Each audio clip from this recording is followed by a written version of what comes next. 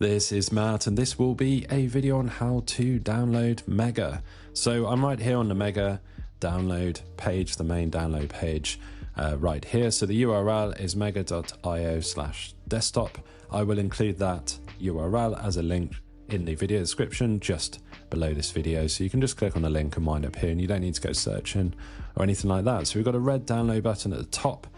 You can click on that and it will download.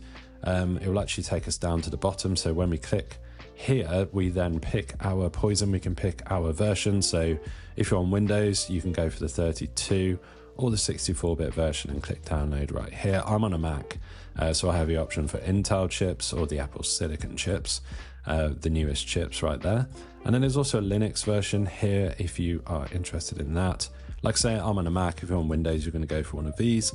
I'm on a Mac, so I'm going to go for the Apple Silicon version. So I click there, and you'll see that in the top right corner, the icon just went up there, showing that that has downloaded and been sent to the downloads folder. Now, depending on your browser, your download location might differ. I'm on Google Chrome on a Mac, so it will go to the main downloads folder.